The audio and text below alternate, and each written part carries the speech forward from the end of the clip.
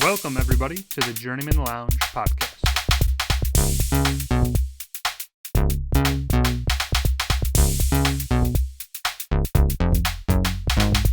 You better be praying to God because, you're 14 and losses in a row. You're going to need Jesus.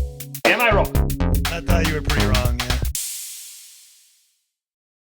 yeah. Well, welcome back, Journeymen Lounge podcast listeners. We were just kind of going through, our idiosyncrasies that we do. Like, for example, recently Ryan repeated a joke that he's told me.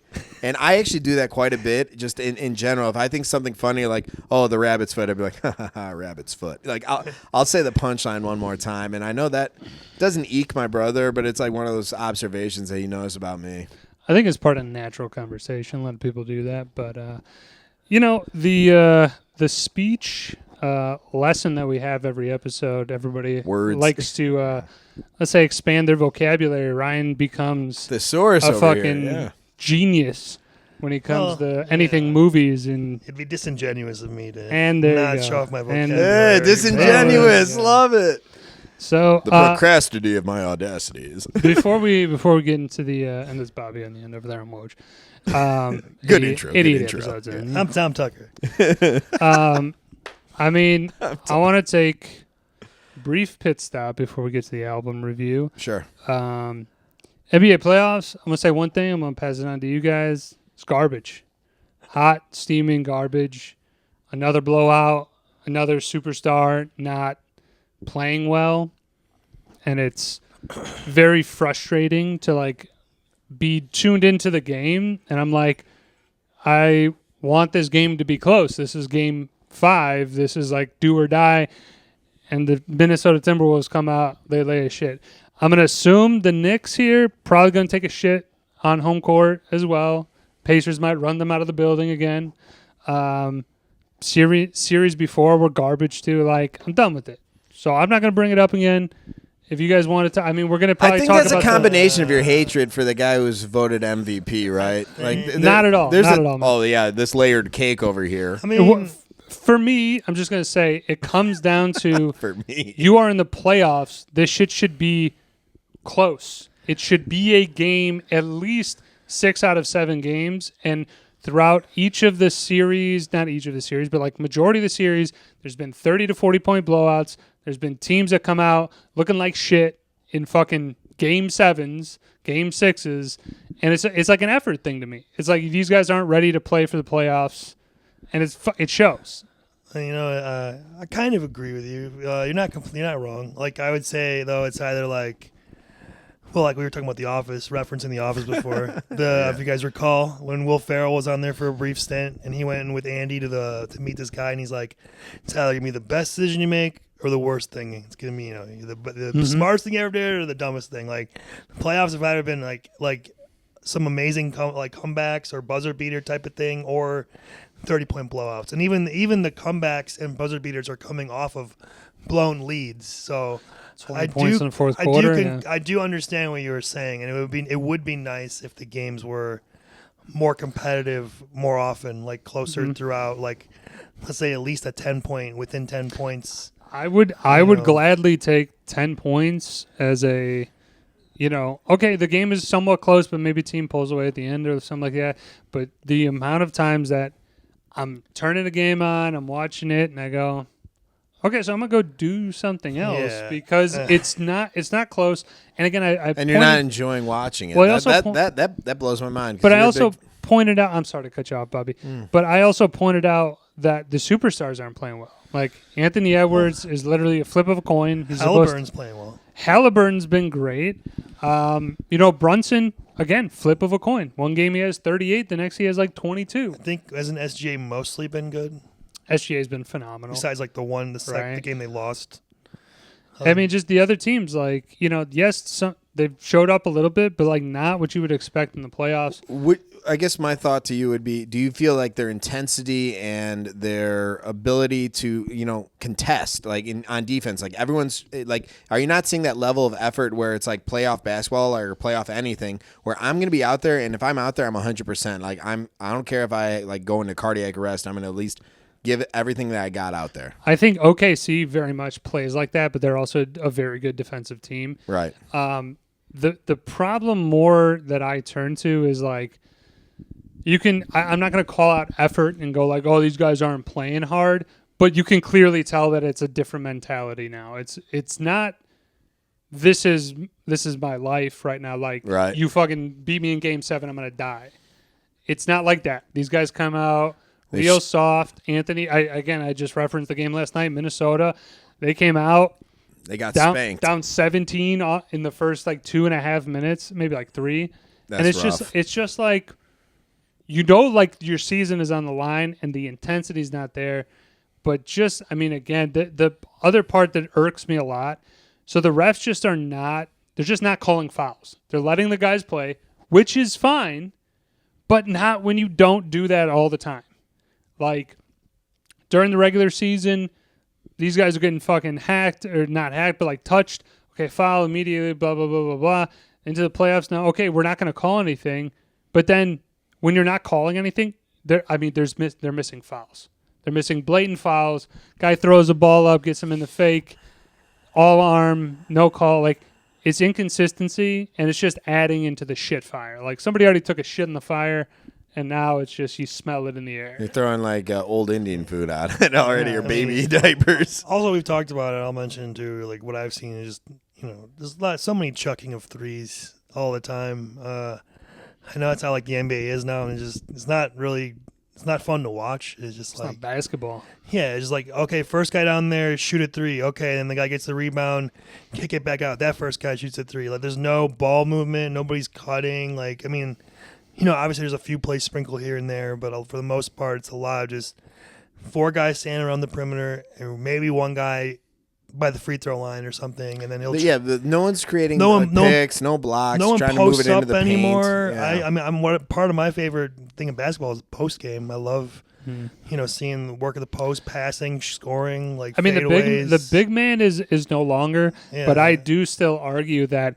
if the big man had the right like fluidity and like, okay, if you're like a Joel Embiid, like, you got a big guy that can kind of move and do whatever. I know they're like a unicorn, but like, you can still have a couple more. Like, you can still develop those guys to be just a dominant force. But that's the part I miss about the NBA now is like, I don't see anybody like a Shaq, with Shaq Or a is one of Dominique kind. Wilkins or something like that. That'd But be no, sweet. more like a center, like more of a center. Wilt, or a fucking guy that's like Dwight Howard. come in the fucking lane. Dwight Howard, he was the man. But like their thing was like, come in the lane, I fucking dare you. Right. Like, you're gonna get fucking either hacked or I'm gonna fucking block the shit out of you. Yeah. And there's nothing like that now. Well, yeah, I think we've kind of talked about it too. Or I've talked about it with somebody where it's like, Jokic. Don't get me wrong, he's a great, and I'm sure he's an all timer, but he doesn't really have much competition. And like, if he had played against like prime Shaq, I think Shaq would have his fucking Shaq would have lunch. fucked. oh yeah, that Like, guy. worked That it. guy. Like, yeah. I mean, yes, Jokic can step out and stretch him out on offense. Like, he can shoot the 3 and Sure. he can pass. But on defense, to deal with Shaq, good luck. And also, him backing Shaq down the post, I don't really see happening. No. I can see him maybe making some step back fadeaways or something like that. Something. But as far as like dominating him inside, I don't think it would be a fair fight, if you will. Agreed. So, but yeah, I don't know. It's basketball is what I'm always gonna love basketball, but at the same time, It's getting like, tough to it's watch. not. Yeah, exactly. It's hard to watch, and it's just like we sound like old men. Like, what's happening in our game? But it does feel like that. I don't know. It's weird. We're making that transition to old men. Well, it's like I don't think it's our fault though. It's literally happening. No, it's not. Like, And the ratings are I don't want to dropping be off. like complaining about basketball, but it is what it is. When you play the way they play, the style that's become is just like. Well, I think you're gonna have a critique about any sport you can make it. Sure. In terms of the play style, different decades and stuff like Yeah. that. Sports evolve. Like, that's a Sure. absolute fact. But I can say that we do have a point when the games are not even close. Right. When you have blowouts in this fashion, 40, 50 points. I mean, this shit doesn't even happen in football. The worst blowout you usually see in football is maybe like, I mean, we've seen some blowouts. Last year there was like a 60-something point game. Yeah, I was or gonna whatever, say. but they're few and far between. This is every season of basketball lately, especially the Thunder, were blown out teams by like 40, 50 points. It's just, again, I think it's a bad product, Yeah, it is. and that's And I think definitely, like you said, the 3-point shooting has to play a factor. I'm like, if you're not making shots, no wonder why you're down by 30, and the one team is, and you're not. You know what I mean? I don't know. Like, when you're getting 2 points more consistently, like, it's probably going to be, you're probably gonna be in the fight more. I guess I don't know. Like to me, I think if you're getting better. Well, no, shots, but like back to basics. It should start around the rim and move outwards in terms of your efficiency. Fucking paint. Establish yourself in the paint. Establishing the run. I love threes. I got nothing wrong with threes, but it's not the whole. That it's is not your everything. offensive Right. scheme. Basically, hey, we have 5 guys sitting around three-point Can we make land. more threes than you? Yeah, Like no. I think it's good that everybody can shoot. Like should be somewhat able to shoot threes, but at the same time, not everybody can shoot. That threes. creates a soft generation, Right, because like, they don't want to go in and earn their two. There are guys that are better and like specialists at it that you want shooting. Not everybody all the Right. time. Like I don't know. All right. Bobby, you want to talk about the NHL? Yeah, we real got real quick. Florida just clinched their berth into the Stanley Cup, but right now we're watching Against Edmonton, Dallas, and we want Edmonton to win. We want Connor McDavid and company to get there, and a Canadian team hasn't been there in a while, so hopefully they can knock this out. They are away. They're playing at Dallas, so we'll see. Let's go Edmonton. Yeah, I want that. he's shirt, got some skin in the baby. game. His birthday's coming up, and I got a bet going, so if this works out, he'll get an extra shirt out of it. I mean, go Edmonton. Hell yes. Woo. I Look don't at this really care. negative Nancy at the Don't end. really care giving about- shit to Whiskers out there about not taking a leap. Whiskers. Oh yeah. We have a small squirrel that inhabits a tree right next to his porch, and he was giving him shit because he didn't make the final leap from tree A to tree B. And I mean, you got. I don't get it. I don't get the negativity. I'll just set it up real quick. Just set it Fucking Whiskers. Whiskers. Fucking goes up the branch. He's feeling it out. He's seeing what to do. There's a tree and a branch. Yeah. You could argue is pretty much almost touching that branch, but about 4 feet below. It was lined up. So it's got to be a jump. I've seen 1,000 squirrels make that jump before. And this guy goes up and he goes back down. I called him a pussy. he was like- Am I a dick? He was like, he was like, "Fuck this." Yeah, not today. Not for me. fuck that. It just was like. It was funny though, because didn't- he had such a hard, like your hard stance on this. You're like, yeah, pussy. Like He you're was a calling out pussy. wildlife. Gotta make the leap. Make the leap. Well, that was kind of. It was funny. It was funny. Let's make the leap. To our album. Well, let's. I got a little momentum. Oh yeah. We got a movie Yeah, shout yeah. out. Yeah, so I went to the movies yesterday, guys. Saw a couple movies. Just we want to get into it Excellent. real quick. Back to back. Yeah, well, I wanted to go for Mission Impossible, the new one, and there was a What are they on? What? What Mission Possible? Number 8. It's supposed to be the last one. The Last Reckoning, I believe it's called. The Final Reckoning. Final Reckoning. Yeah. And I'm a big Mission Impossible guy. I love them. So there was a 9 o'clock in the Dolby, which if you're a movie guy, it's like the best theater to see it in. It's basically like Very nice. IMAX with better sound and more comfortable seats. If you go in the IMAX, they have like the crappy seats. These have the nice seats. So anyway, that was at 9. I like to double dip if I can. So I saw the new Final Destination before that. Oh, that's fun. I remember the Bloodlines. original. Okay, I gotta ask. Sure. Have you seen the previous? I've seen the first 2. Okay, it's the same movie. Yeah. Copy and paste. Copy and paste. Well, copy and yeah. paste. I was gonna say, well, it's not my. I wasn't like jonesing to see this. It was more like, It oh, was it's at there. 6:50. The other one's at 9. I can get Can two for my money. You know. Was there any other options? No, there wasn't any other options.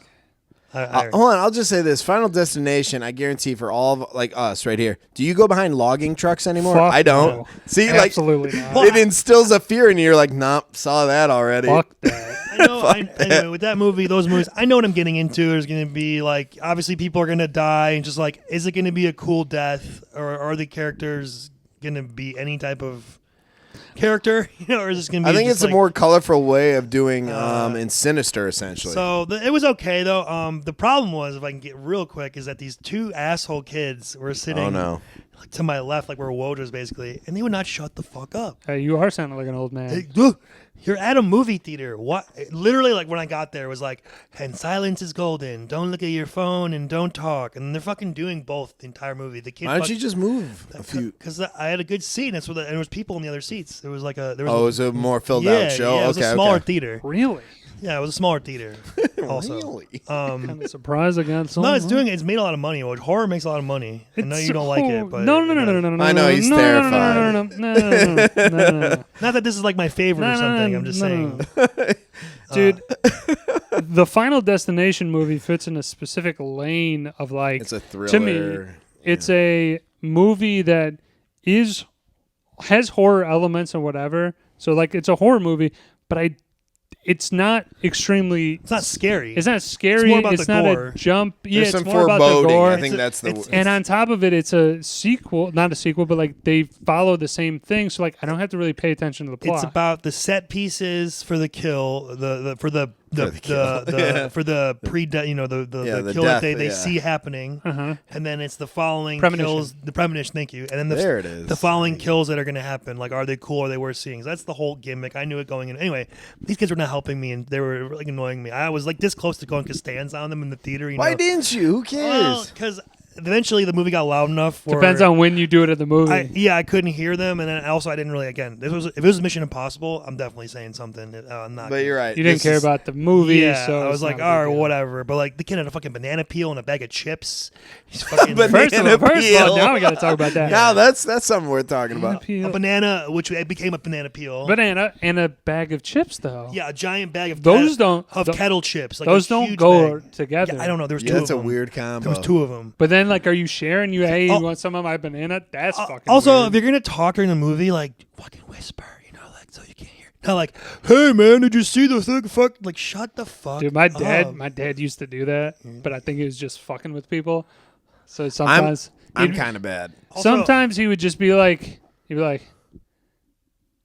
oh yeah, so the guy was doing the thing, and I'm like, dude, shut up. I You're hate when talking people ask questions. full We're on. watching the same movie. I have the same amount of information that you have. But he you know what he I'm was saying? Those doing people it like constantly as question as just being as a being dick. a dick. Okay, And it was fucking hilarious because like everybody else, like you always see the people look up like, who the fuck? Who the fuck is talking And like then this? with the phone, turn the brightness fucking down. Yeah, that's annoying. Rookie move. Or like, if rookie you're gonna, move and then if you're gonna do it, to like, not do that. tuck it in, Right, you have a know, little courtesy. Like, we're not at your house. It's not a hangout. This is the fucking people paid money Ryan. Not a to go hangout. see a movie. Respect the film. Respect the our people seeing it. cinematography over here. No, it's rude. It's I'm gonna ridiculous. mention two things. One, Ryan has never been this passionate about I love it. anything. His fucking vocal are off the chart right now.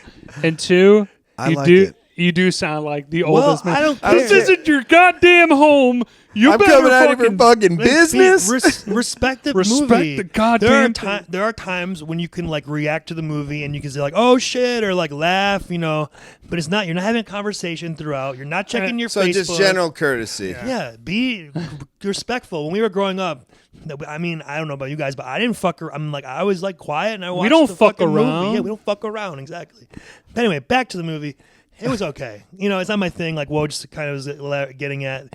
The set piece was cool for the original premonition or whatever. It takes place on like this giant like rotating restaurant type of deal. Oh, they have those like in Florida and in Yeah. St. Pete's. You could go in. It was that. something like that. So it was kind You of couldn't cool. pay me enough to go up in The that kills shit. were or whatever, all right. It's not Fuck that. my cup of tea, but you know, if you like that type of thing, if you like Final Destination, I think it's worth seeing. Pause. So Space Needle, some restaurants that are on like the 30th floor that kind of just rotate. Take No. a hike. Yeah, I wouldn't want to do that Take either. a Fuck hike. that. Have Especially you guys if ever done the ledge yet on Sears Tower? No. No. Fuck You guys that. are jumping Fuck that. I have a thing with heights. I don't like that. pussies. It's not necessarily about heights. It's just this Final Destination Yeah, thing that also. of the Yeah. like that part of like this doesn't seem like it's natural. So But yeah, we we could my be in God. for if you're going in for it for like is this the character? Could I pay you to do something like that or no? yeah. Like- You can pay me. But so cash would like for your fears. I mean, it's got to be a good amount. I'm not gonna do it for nothing. curious. But what would be for the ledge? How much would For the ledge, How much would I have to pay you to do it? I don't know, like a couple $100. Couple hundred. Okay. Yeah. Jesus Christ! I thought it was gonna be like 50 or like because I would almost spring for anything that's less than 3 digits just to see you like shake a little bit. But see, that's the thing is like I'm not gonna shake as much. I'm just more of like fuck this. No, This is dumb. so there'd be like conditions. I'd have to go out there and I get to jump up and down on the acrylic like clear through thing as you sit at the furthest away. Yeah, fuck that.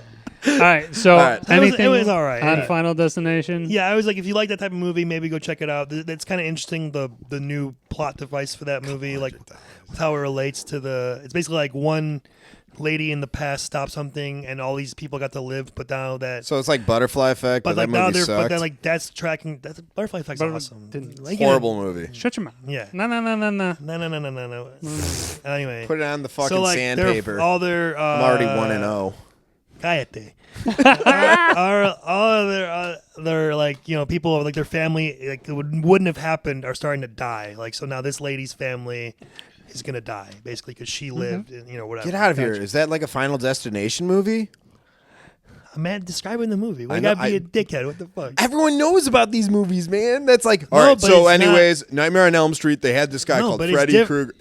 But it's different this time because it's not random people. It's all related to the family. All right, because so it's rooted, essentially, like in the Well, blood. yeah. Okay, we got it. Sorry. Bloodlines. See, I was explaining the movie. Was that the title of it?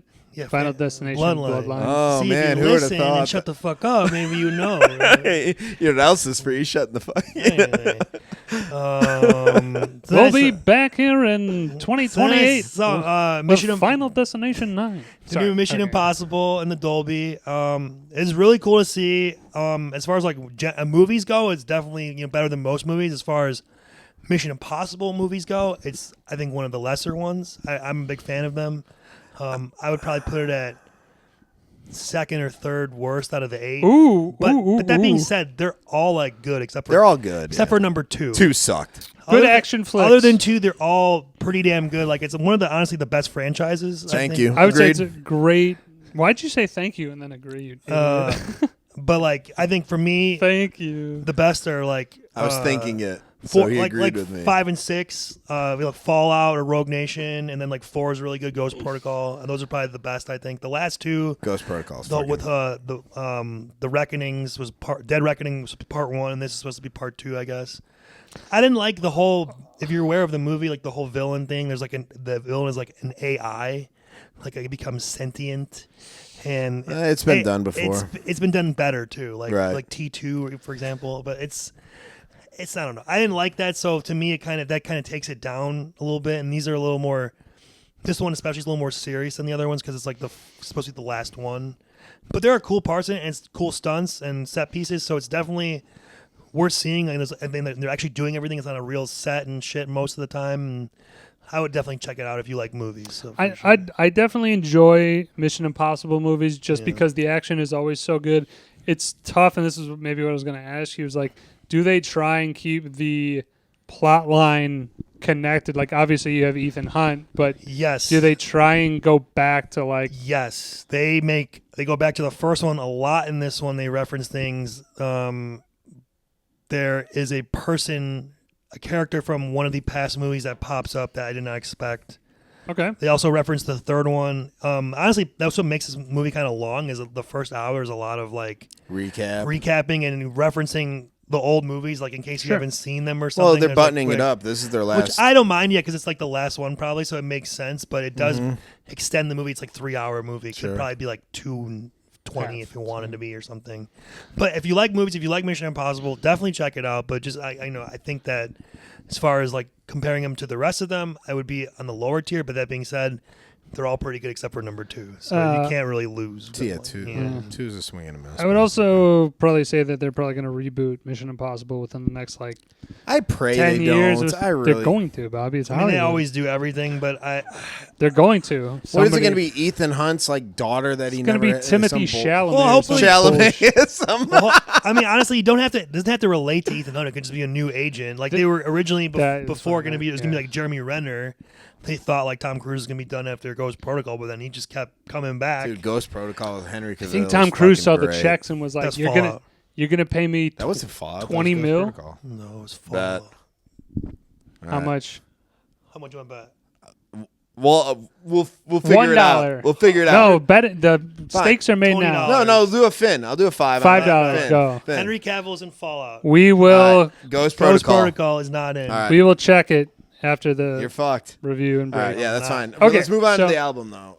Yeah. Anything final on Mission Impossible? No, just go see it if you like movies, and go see it in the Dolby or like IMAX. I guess if they have good seats, but you can see it on the biggest screen possible. Okay. And the stunts are sick, as This- always. And this messes with me because I know I'm up next for the movie pick, and we went baseball, so I'm going to stick with that. Like, I know we're not on a theme, but I'm going to go baseball with it because I've mentioned this a few times. But my second pickup was going to be Fallout. Oh, okay. And we'll get because of this movie coming out. we'll get to the All right. movie after the album review, but that was Ryan reviews with the. I like how passionate he was about. You also got to Asshole think of a Kids, different name for your movie Well, going experience. I wish Ryan I could- recommends. Ryan recommends that. Ooh, I works. like that. We'll I like we'll that. workshop it. But We'll yeah, I working think time. if you guys were there with the kids, you would have seen. You would have been equally. No, I'm annoyed. sure. I probably would have said something, but I I'm was an this asshole. close to, but I was like, "Fuck it." All right, so let's go over right. this. Album review, right? Yeah, album review. Let's run it. Bobby's pick. So yeah, my pick. I think I really hope. I didn't even talk to you guys pre-production, so I really hope this ended up being a great pick. This is State Radio is the band name. Album is Us Against the Crown. This was released February 7th, 2006. So this is my senior year in high school. I'm dating myself a little bit, but I got introduced to this band via my buddy John Wagner. So I guess name drop. John, I know you probably don't watch this shit, but I'd like for you to. And it also includes one of the musicians from Dispatch. So Chadwick Strokes is the lead guitar, vocal, and he was a member of Dispatch. We did an album review for Dispatch, and there's positive reviews from you guys. Before I go into the track list, obviously, I don't think either one of you guys knew about this band, right? Never heard of it. I guess what is your take in terms of, like, I don't want to go too deep in this, but in terms of the style they brought to this album, are you guys, like, this is more of a beachy, laid back kind of, like, I'd say Sublime-esque, but not quite there, like ska meets Sublime meets reggae, indie, like, I'd kind of put it in any one of those categories, or like certain rock too, like different type of rock or alternative rock. What are your thoughts? I guess where would you categorize this, or is this in your kind of what would you call it? Your strike or home run zone? Home run Yeah. space. Home run space. I would say Sublime adjacent, and I mean they did a lot what Sublime did on their, I think it was self-titled album. Yeah, right? Yeah, that's So, what we did. I think it's very similar to that, but you did mention the rock piece. I think that they definitely had the rock songs for me are miles ahead above reggae. To me, the reggae songs seem very generic, very like, hey, this is reggae, the reggae parts. Right. Now, some of the songs they coupled the reggae and then went into a tempo change, and then we're doing rock pieces and rock riffs and shit like that. That's a great tempo change. I like to have the difference between two different genres in one song. Mm-hmm. But again, when they're doing the reggae, to me, it's not blowing my mind. Like, oh, they're doing something different than somebody's done before. All right. So that's why the reggae piece to me falls a little bit. If they're like, I think of more like their best shit is punk rock type of like faster paced rock. Okay. I guess thoughts just in general of the genre that. Yeah. So this like, I'm gonna describe it. It's like not 100% my thing, but it's not 100% not. Okay. I didn't hate it, but I didn't love it. It was like very listenable to, like, but not a lot always stood out to me, I guess. But it wasn't like bad. Like I would say, like Okay, I'll take that as a win. Like from you know what I mean? Like I think you have a certain. I'd have to listen to it more. I do like Bob Marley. I like kind of I mean the Police are reggae-esque. Some of their songs. A couple. So I like certain kinds. I like Sublime, obviously. This kind of reminded me of like some of like a OAR kind of music. Right, I'd say it's OAR. Where it's kind definitely. of like if I'm chilling on like a beach bar or something. Yeah. Yes, Or best way like, to describe it. Maybe I'm like at a party somewhere and it's on the background type of thing. Very listenable to. Does it stick with me after I listen to it? Not necessarily, but again, I didn't hate it. I didn't like. I'd be curious if you'd like it more or less if you listened to it again. Certain ones were better than others, and others were kind of just like in the middle. All right. But again, not bad. All right, I'm going to go through the track list, and then we're going to go through the 1 through 5. Sorry, real quick, Bobby, did you listen to them in high school? Yeah, so like I said, I got big... introduced to this band via my buddy John in high school. We were But like, was this like part of your normal rotation, or this is like, it's good? No, but it actually Sublime became part of my normal rotation because he introduced me to Dispatch, State Radio. I like Sublime and OAR and Incubus, prior to this. So I'm like, man, this kind of falls right into my home run space in terms of, if I'm just, different vibes, different feels. Okay. Like if I'm not working out, this is not workout music, but if I'm like, I'm just trying to relax, get my shit straight, boom, pop this on. I think you're going to be in the right headspace. I got you. Let's get into the let me listing. go through the track list, and then we'll go top to bottom on this and just rank them. So, People to People, Mr. Larkin, Camilo, Write Me Up, Black Cab, Motorcade, Ritalin, London Town, Man in the Hall, Waitress, Diner Song, Gunship, Politico, Russian, Calvados, Chopper, Sybil, Indian Moon, State Eye and I, Democracy, and Kind. So this had 16 different tracks. The album itself, I think, ran just right around an hour, if not maybe a little bit more or less. Hour and 10, I believe. Hour 10, okay. And there was a few, out of this, there was 2 tracks that were 7 minutes and 25 seconds and one that was like 8 minutes and like 12 seconds. So we had 2 tracks that made up a good chunk of that over the hour marker.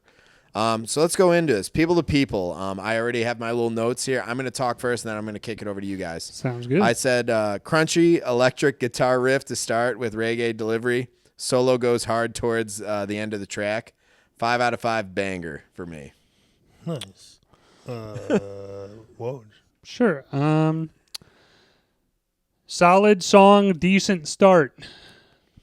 I would echo that. Middle of the road. I gave to it me. 3 stars. Yeah, I'll go 3. Not a bad. Like I said, I liked it as an intro. It was like cool. a kind of a chill reggae type of start, and I was like, all right, let's see where it goes, kind of thing. Cool.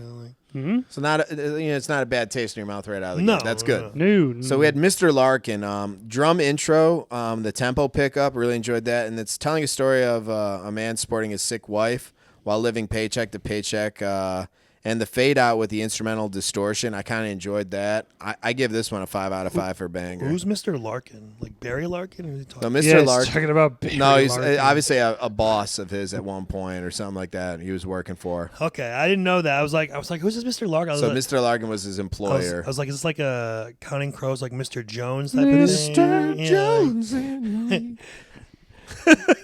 Summer through the barrier. Anyway, So yeah, thoughts. I had liked it a little less than the first one. Not like a lot less, but I gave it like 2.5, 2, 3, like so maybe like 2.75 or something like that in Okay. there.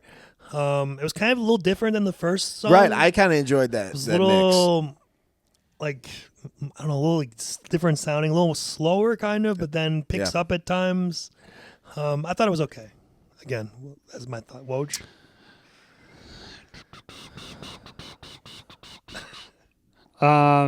Dope song, ruined by the last 40 seconds. What was the last 40 seconds? That's where the flip was. That instrumental distortion fade out. It's either going to make it good or make it bad. I can understand that. The worst part is that in the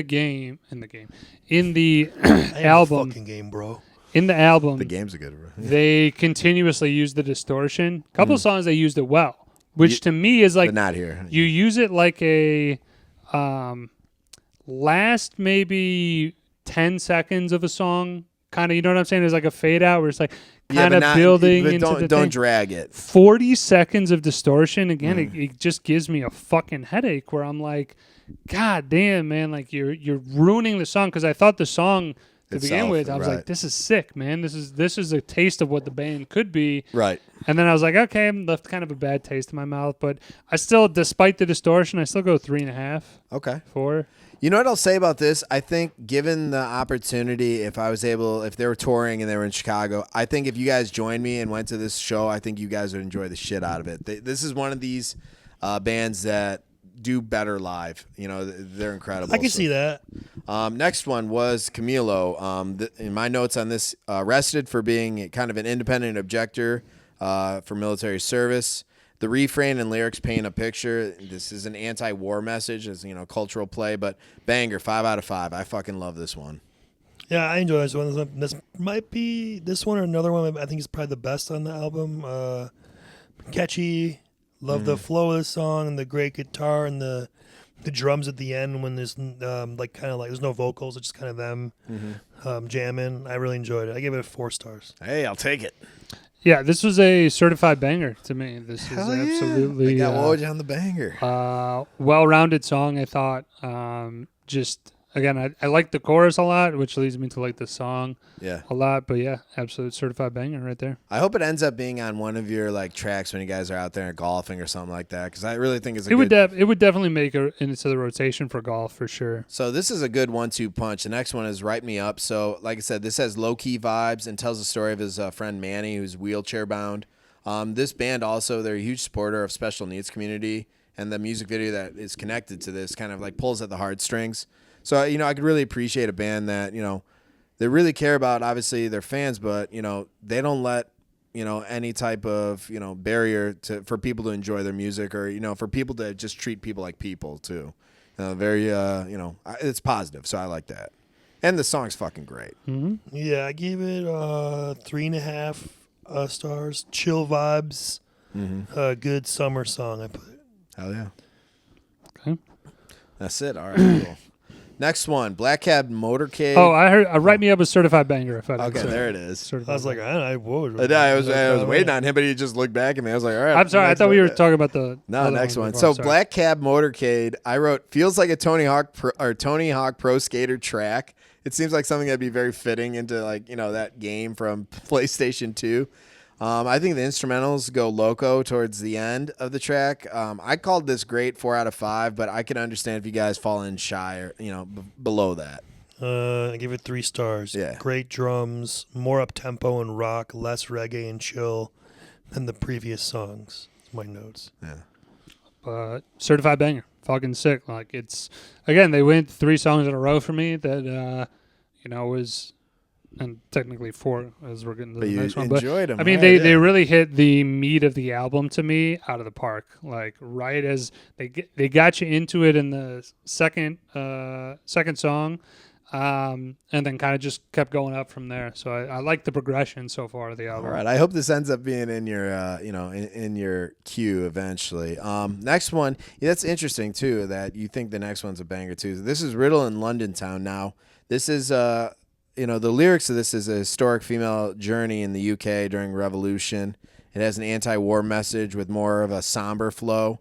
I said it was good. I gave it a 3.5 out of 5. It definitely, I think it shows a lot of depth of this band being able to do a lot of different things. So, that was just a note of mine. This is my least favorite one. I could understand that. I give it 1.5. I Too could- slow. Meh. Nothing really stuck out to me. Didn't really like Okay. it. No, I understand. Certified banger, amazing, one of my faves.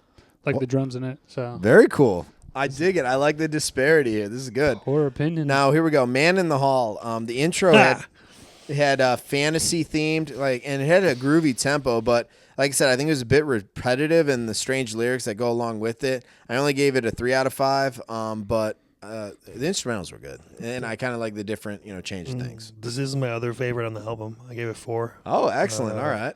Good flow level, the different instruments blending together with that beatbox sound. I enjoyed it. It was different. Totally different. I like the diversion from the usual sound, but to me it didn't really quite hit. Didn't really do what I think they needed for that song. Like it just kind of was blasé to me. It's like I like it. Again, I like taking the step, but they kind of like missed the step. Took a tumble there. That's fair. Unfortunately. So this next one is one of my favorites out of here. Waitress. I wrote Ayo, Ayo, whoa. That whole rhythm right there. And I said they perform this live. I swear to God, I've been to only one show of this. The crowd goes absolutely fucking nuts. Okay. Because they all sing along to this one. And at this point, I'm assuming you're in the right headspace. And it just goes well. I like the progression, and I think the beats are incredible. Banger, 5 out of 5. Oh, here we go. I had 2.5. Ooh, It's okay. A pullback. That's okay. It was okay. I didn't have any notes. I just thought it was okay. All right, fair. Yeah, I thought it was all right, and it's like back to reggae, which is like it's fine. That's part of their identity. It's but fine. again, this is kind of what I mentioned in the beginning of the episode or the review is that when they go to the pure reggae, I'm kind of just like, okay, it's nothing special to me. I do like parts of the song, but again, it's like back to the old stuff. I'm not. You know, super one of on these board. days I'll drag you guys to it. I really think you're going to enjoy it. But next one I really enjoyed was Diner's song. And I wrote Little Love at Caesars goes so far. Diner background noises were added to the intro. You know, hearing people, just the clatter of, being at a diner. And it's talking about a sexy little number describing the song. Na na, and I wrote na na na, hey, hey. I have this as a banger. I fucking love this song too. Yeah. I don't. Well, I wouldn't classify these as bangers. Yeah. That you would say for me. So like a 4 on this album for me Hey, is equivalent to a banger for me. Sure, from I'll them. take it. I know you. So I had that again at a 4. I love the organ. In Yeah. this, the great reggae sound with the drums and the organ blend with the guitar, and I love the transition into a more up-tempo rock style. Yeah. Towards the end. Picks up. It's so fun. Yeah. Well, fun song. A real fun song. This was it's a head scratcher for me because the first part with the diner, like some sounds, and then you have this.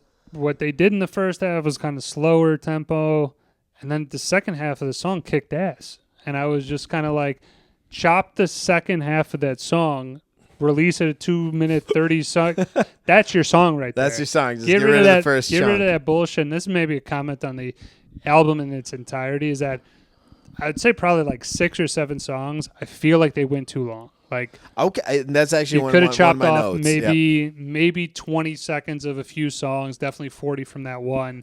And I think the song would have been just fine. It doesn't add anything to make the song 4 minutes and 22 seconds. Yeah. That's kind of a long song. To me, their vibes are kind of like I said, like they're like a band. Like if I went to like a bar or something, or a resort or something, or I don't know. The best, Like, they're forgetting playing- Sarah Marshall. This would be on in the background, Right, possibly. like they're performing, and it's like sometimes they might go a little long, but they're live, so it's like Right, who cares? right. That's the kind of thing. I think you guys maybe since I saw them live and like have that feeling, it's like those I guess I have some like fond memories of it, and like being able, like you said, that distortion, that fallout, that that gets them kind of prepared because they'll go right to the next song at the end of that distortion. So it's a fun pickup. Yeah, well, I imagine that I could see them being a good live band. Like you said, if you were at like a concert where there were multiple, like a fest or something. Yeah.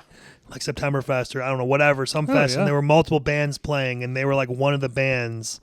Like, I checked them out. I could see like that kind of thing. Okay. And I don't mean that to be like disrespectful. No, or I anything. dig it though. Like part of a sampling. Just if like you will. a group you wouldn't like go to like you wouldn't You go wouldn't there pay for it, them like, initially, but yeah. you'd be happy that you heard them play when you went there. Like, I'll do- that band was not bad. That I'll take that as a big Yeah, win. yeah. Next one for me, and this one, Gunship Politico. This is an 8-minute track with a few solos that dropped in the mix. So I enjoyed the solos. They had that ska upstroke as part of their like guitar riff. I gave it a 3 out of 5. Like I said, 8 minutes. It was okay. Like I said, this is like another anti-war, message, but 8 minutes of it. It was just it went on.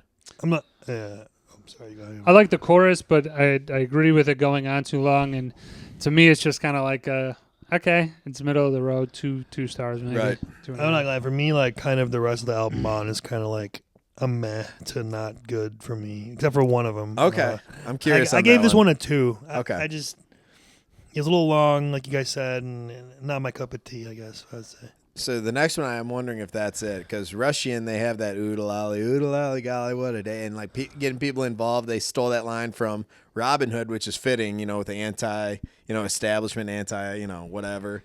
I like this one. It's a banger for me. I like this one slightly more than the last one.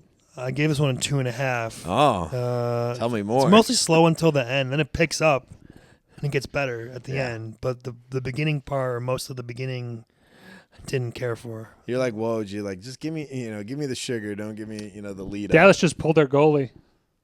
Oh, this is good for us. Yeah, 2-0 already. Let's go. Damn. Give some. Sorry, I had to mention Yeah. that shit. I didn't even see. I didn't see the second goal. Yeah. Russian was to me. Same kind of thing Ryan was saying. All right, next one, Calvados Chopper, 7.5 minute track that has, like I said, a soothing melody, but turns up the electric guitar periodically throughout the song. However, the last minute of the song could be chopped off. Spelling isn't cool unless you're spelling your name in a rap album. So I gave this one a 2.5 out of 5. I went 2 stars. I didn't have any notes on it. I just remember it being like one of those ones that was like, like okay, not bad, not good, just meh. to me. Gotcha. I put that the song, for being a 7-minute song, it does the tempo changes right. Kind of goes back and forth a little bit, which I think what you have to do in a 5-minute plus song. There's a disgusting guitar solo, maybe like 4.5, There is. 5 minutes in. It goes fucking way out of there. But then Bobby, you already mentioned it. The bullshit at the end, cut the last minute off, 40 Easily seconds. chop it. We don't need it. Don't need But it. you know, that's 3 stars maybe for that. Right. So Sybil, this one was it's like he had the vinyl scratching noise, and it sounds like they were like they recorded this in a cavernous type of tone. Like I said, sounds like a live recording, but like too distorted. I didn't like it. It was 2 out of 5. I could see if you guys skipped this one. Yeah, it would be a skip for me. I gave I it. figured. It was another like tied with the worst for me. I had a 1.5 Makes stars. sense. It's the lowest of mine. I did like the record at the beginning, the kind of That sound, vinyl scratch. but then skip, after yeah. that, I didn't like the rest of it. So 1.5 for me. Yeah, they just scored again. This is Yes! fucking insane. 3 goals, let's 3 go. shots. I like the change of pace, and I enjoyed this song. I'm gonna go 3.5. Okay, But different. yeah, again, their tempo. I put this tempo is a great use in their songs. It's not always just, hey, we're gonna throw out the same reggae beat. They're gonna speed it up. They're gonna throw in some rock elements. Yeah, Sybil. Okay, and we're doing the bonus track. Yeah, we're doing the bonus track. So this is 14, 15, 16. So Indian Moon, I said lyrics are incredible for this track. Follows a simple melody, very low key. I like the harmonica. It was a nice add-on and like a good wrap-up to this. So 3.5 out of 5 for me. I did like the harmonica. This is like the only one that I would say I liked from 10 on. I gave it 3. Nice. I did like the harmonica. I liked them more, like I said, than the rest of them at the end of the album. Yeah, I enjoyed the song. I think this is an example of exactly what a bonus track should be. Like, it's a good song. It's fucking not crazy like a couple of these bonus tracks or additional songs that we've had in the last couple albums. They've really gone off. I feel like it's either like an experiment Shout or outs. like they're trying to do like, hey, we're going to fucking do something completely out of bounds, and this is... Or you could be like Lupe and shout at people out for 12 minutes. Yo, D-Lo, yeah, man. And what about Katie? And Bobby Cool. and Jimmy. All Yay, right. what's up? I like that you enjoyed this and like you commented like the Yeah, bonus it's a track being a true bonus track. State and I wrote this poolside or beach. You know, this is a track that you just sit on. A nice cold drink, feet in the sand, guitar riffs and cycles make this a good smoking song. Oh, for sure. Man. Great, 4 out of 5. Yeah, I think it's a great album. I definitely will listen to some of these songs for sure in the rotation. Hey, there it is. But it does make me want to see what else they kind of put out. Maybe check out some of their albums. There it is. I like that you're going to explore it a little bit more. 2.5 for me for that one. Oh, man, I think it's a great smoking song, though. I'm just saying you wouldn't be opposed to it. That's all. It's not a bad. 2.5 is not like bad. It's just like it's okay. Yeah, all right, It's there it okay. is. They have 3 goals on 2 shots. That's an interesting stat. No, on 6 shots. You're reading. Oh, it shit. wrong. I did All right. read that Democracy and wrong. Kind. Oops. So this is how they wrap it up. Whoopsie. Whoopsie. Pace and tempo with a combination of peaks and valleys. It's a solid way to close out this album. 4.5 out of 5. I went 2 stars. Just it did it. I didn't care for it too much. It was okay. 2 stars. That's it. I don't have any other. No, I know. I was waiting on Woj. You good with it? Yeah. Democracy and Kind. You didn't listen to that. What the fuck is that song? Oh, it was the last There's- one on there. What was the last one you heard? Indian whatever. Indian Moon. There was 2 more. Oh, there's 2 more. Some bonus tracks beyond that. State I and Democracy and Kind. Oh, I'm sorry. I didn't. That's I didn't all right. listen to those, so I'm You not know going to what? give a judgment on No, it. that's fine. But when you get a chance, listen to Democracy and Kind. I think it might be within your realm. Okay, so that's it. That's the album review. I hope you guys enjoyed it. This is definitely Whose album is next? this guy. Oh, he's not even prepared. Oh, We're going to no. shoot from the hip here. Or do you want to pick it up after break? Nah, I'm going to go to the I list. mean, you can if you'd like. But if you listen to your phone, I don't know if you listen to your phone. I got the list, But I'm baby. glad he's going to be incorporating some of these songs in this shit. Because you listen to Dispatch, and this is very Dispatch-esque. So yeah, 3 of the ones I might add in the rotation. There it is. I'll take it. 3 out of the Which ones? 16. It was. Camilo. Hold on, I had him. Camilo. Man in the Hall. Oh, man. Yeah, you mentioned that. and Diner song. There it is. I dig it. And then maybe Write Me Up. Oh, there you That go. one was decent too. Dude, we just got this $50 bet right there, payout. That's going to be huge. Yeah, that's sick. Yeah, I am going to take it until after the break. Coming up. All right, coming up. We'll tease it. We'll tease it because I totally forgot it. I was like, hey, I want the choice to be pure and genuine. Right. I mean, it was going to be a shot from the hip, but probably not a good. Probably would have nicked somebody in the leg. Or, No. Yeah, we Nope, not let a you kill think shot. on we it want for to a shoot true. So we'll wait for after the break. just something quick like that. Just like, All right. don't. Don't. Don't. Don't. All right. Second half coming up. All Damn righty.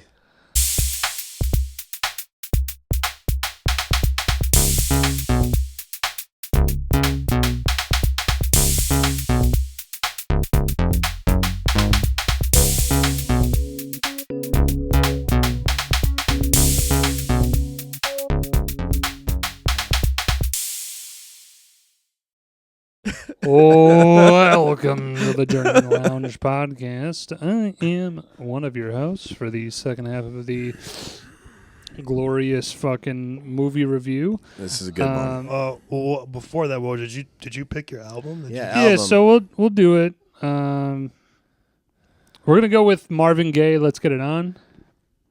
All right. Did Okay. not expect that. So we'll pop that on. Should be interesting. We just did Bobby's album review, State Radio, which I think was a pretty, it's a pretty overall good album. Like I think they did a good job just producing it as well. And normally, I mean, the last couple of albums, just in general, I've been ripping to shreds because I'm like, why are you putting this song here and fucking 12 minutes of this bullshit? And You're a very particular judge. all being said, Marvin Gaye, let's get it on. All right. I think everybody's kind of I dig it. knowing of him, but you're gonna see the whole album. I haven't listened to this fully in a while, so it's kind of a Yeah, I know a good amount of Marvin Gaye songs. I don't know if they're all on the same album, but I'm curious. They are not. As I said, I didn't think so. So we'll get a full picture of Marvin here, and that'll be on the next album review. So Excellent. without further ado, we are doing my pick of a movie, Angels in the Outfield. On Hell's in the Outfield. Yeah, a bunch of guys named. Are we doing any table reads on this? Because I did not get notes. No, there's not. All right. To me, there's not really a whole lot of table reads. I'll just All right. kind of mention it's 94. It is a Disney movie, and I would argue, and I was thinking about this yesterday, I would argue that this movie is definitely in the home run space of the live action, like the early 90s to like maybe like even late 90s. Like they just kind of had a stranglehold on like whatever they were churning out, live action, cartoon, what's the fucking animation, like everything in that time was The kinda 90s like, were great for cinema, period. but I'm just saying Disney in general. I think like a lot of their hits kind of occurred during that time. Not so much in the 80s.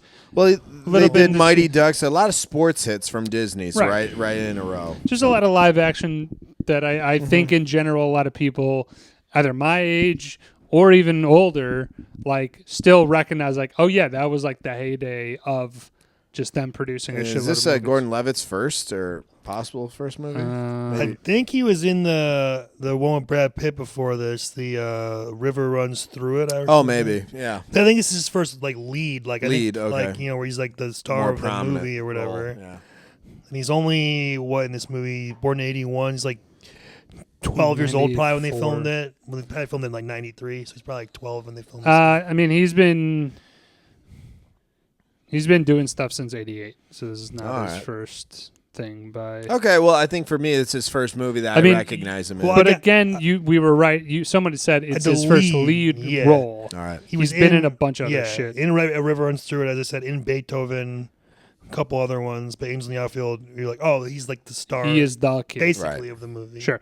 So, 94 is directed by William Deere. I don't think anybody really knows. Yeah, that name. Not I a love whole lot that of. guy. The name I doesn't don't ring the know. bell. I'm just kidding. I don't know. I mean, he did Harry and the Hendersons, which you might know. I know of it. Not really. Not really. That's Not really a whole lot of other Whoa. stuff there, but with whoever fucking direct William Deere. Good on you, dude. You got a home run. Well, you got a good caster in the movie, which I'm sure. So yeah, so they got the shitload Incredible of money. cast. I'm gonna go just kind of synopsis real quick. Sure. So, Spoiler. excuse me. Yeah, spoiler. Movies have been out for 30 years. Movies of 1994. Right, Spoilers. So, 31 years. Joseph Gordon-Levitt plays Roger Bowman. Him and Milton Davis Jr. JP. They are essentially orphans. You kind of come upon Roger where his father, played by Dermot Mulroney. Dermot Mulroney. A young Dermot Mulroney. He's that's right. He's basically saying, like, or showing, like, I'm signing you over to the state. I want nothing to do with you. I'm leaving I can't you in the support Guardian. you. It is what it is, you know. Yeah, I think he's just more of an asshole, if I'm Yeah. being honest. It's not, he can't. He just doesn't want to. And He prefers and not he to. throws out the comment, maybe we'll be together when the Angels win the pennant, because they're in last place at the time. So he says this to like a 10-year-old kid who thinks it's He takes true. it seriously. Yeah. Yes. Prays to God that Angels win the pennant and Angels start showing up. So like it's, excuse me, it just basically goes through a season of these Angels are making these guys do miraculous plays, and they get to the pennant where Angels can't be involved. They have to do it by themselves. It culminates in a great, I mean, it's super memorable. I think a lot of people, the entire stadium flapping their arms, that's the signal that Angels are there. So like making the guy believe. But yeah, that's the whole thing. I mean, he's seeing Angels and I would also add that you got Danny Glover, who's the manager, and he's kind of like a hard ass former big in Cincinnati. He was a winner, I guess. so he was a player, world class player. I think he actually holds up an MVP trophy. He's a picture of him as a catcher, I think he was. Yep, he was catcher. Yeah. MVP player. He got cleated by Ranch Wilder. Yes. Right. Played by J.O. Sanders. J.O. Sanders. Fucking love their interactions. And they have a rivalry because George Knox, Danny Glover, says that Ranch Wilder cleated him, ended his career. Then Danny Glover, George Knox, I'm going to do that a bunch, goes to Cincinnati. He's there for like 10 years, wins championships, and now he's on the Angels. And basically the owner at one point tells him, he's like, you're not here to win, man. You're here to ride it out and just like chill. Like, into the sunset. Also, I believe Wilder was the former manager who got fired for Knox to take over. I believe he said. Oh, maybe, okay. He said, I don't remember he's that. like, oh, when I was managing, he has a couple. Oh, yeah. He resents there him was a especially. reference. Yeah. And if you guys, just an odd tidbit, I was able to go see the Angels where they play because I was down at Disneyland, which is in Anaheim. So they've gone through a few name changes. But when I was down there in Disneyland, I went over and checked out the Angel Stadium, which was literally 5-10 minutes down the road. So it's kind of cool to see where they play. Also, so in this movie, they're the California I was Angels. gonna So say yeah, that like I they were said, at they the went to time, California, to the Anaheim, and then I think Now they're Los Angeles. Los Angeles, even though it's Anaheim's not, it's close to Los Angeles, but not really. Geography's all messed So up. it's crazy, where, but, where teams play and what they're I called. have for never sure. seen them in LA, but I did see them play the White Sox at the Cell one time. I had pretty good seats. Like, Oh, there you go. I'm rocking my Scotty Pods. So go ahead. So, yeah, I mean, again, there's this rivalry there, and also just a recap to end the synopsis, though. George Knox eventually ends up adopting Roger and JP. Yep. It's a right. nice father-son bonding thing. I was gonna say, like, too, he's like a hard ass, and like no one likes him on the team. He yells all the time and Swearing swears, all the time, and he hates kids. But then by chance they win this photo op, and then the kid tells him about the Angels. Then he invites him to the stadium to Out of prove his curiosity, theory or yeah. not disprove it, probably more likely. And then Right. you know he thinks of it as a good luck charm, superstition. Like, okay, Sure. the kid's winning. They haven't won a game. They lost like 16 in a row, and then the kid's there and they won. I know it's true though. The Angels were garbage for a long time. They had Nolan Ryan on their team, and still they sucked. I mean, I think he didn't believe him at first, but eventually, like when he's watching the tape and stuff of some of the and talks to the players, I think he does. There's a he guy. does I mean, believe it. I'll just throw out a couple. Just shout out the examples. The outfielder Matthew McConaughey literally flies like 20 feet, and the Angels carrying him. What a The cast! giant fat catcher Mesmer breaks his bat at the home, breaks the cover off the ball for a home run. flies like 450 feet. Adrian Brody, loose magic ball going around the field. Hemmerling.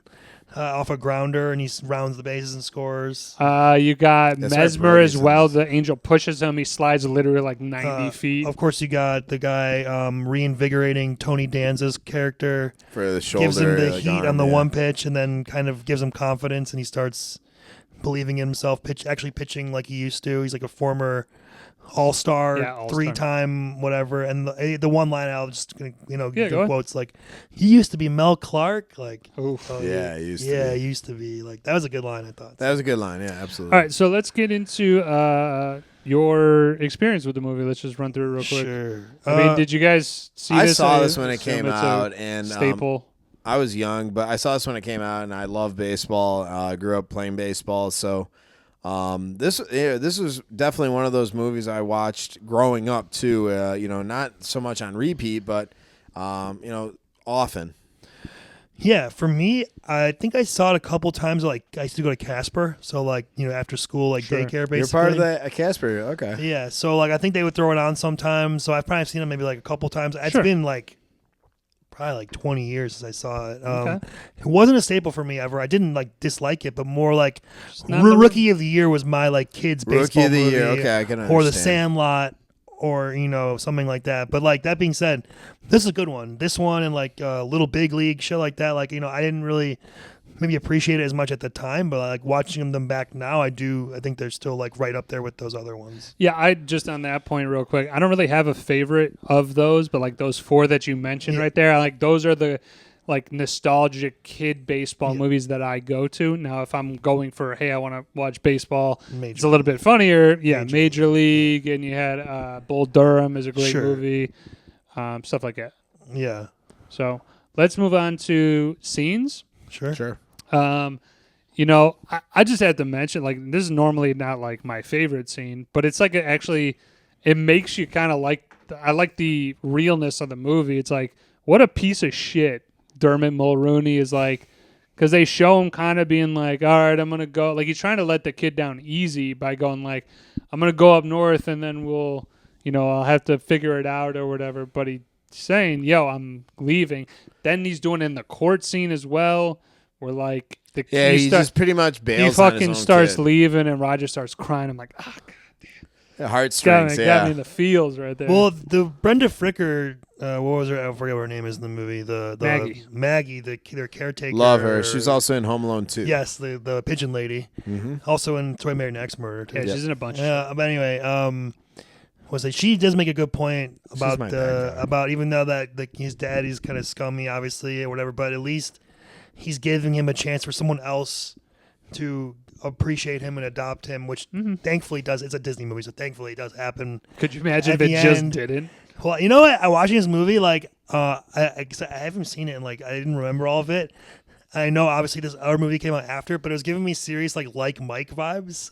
Because like, kind of a similar plot. Very similar. There's plot. like kids at an orphanage, and then some weird, fantastical Celebrity, thing yeah. happens. Where in this case, the They angels shot a happen. shooting star. In Right. In the other case, he gets powers to play basketball, and then like his life gets better, and his life also improves, and they get adopted at the end. It's very similar beats. What I came really first? What came first? This one. This right? one This came one, first. for Yeah, sure. Like Mike was like 2002. 2003. or- Yeah, I was gonna say. I thought that was much yeah, later. but like like I said, I watched Like Mike more than I've seen this. But like going back and watching this, I was like, oh, Like Mike stole a lot from this I've movie. never seen like similar Mike. plot, but yeah, I mean, again, it's a nice, heartfelt piece. Yeah. Those 2 scenes for me. Anything else? Scenes? I mean, I got one real quick. I like it when initially they bring the kids there and, they're creating a stir and he's like, get your ass back up there and get yeah. him, he's like, I want a soda. He Oh. just spilled all over his, Yeah. jacket and shirt. if And I- he's like, get your ass if I back could, up. if I could piggyback off that, Bobby, Yeah.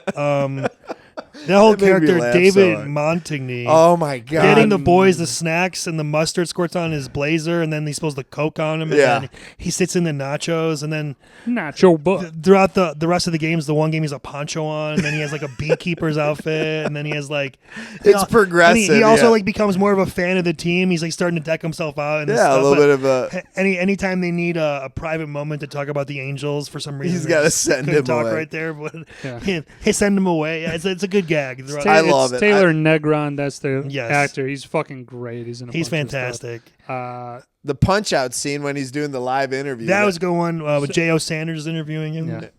Yeah, so he fights. So George Knox, before that, though, he ends up fucking decking his own pitcher. Oh, yeah. Because the pitcher is like, nah, I'm not coming out, man. I got more. And he's like, give me the ball. And he whips it into the stand, and then he just fucking starts fighting his own. And it wasn't his fault because the two guys dropped the fly. They ran into each other, and the fly ball just fell That was Matthew down. McConaughey, right? Yes. Yeah.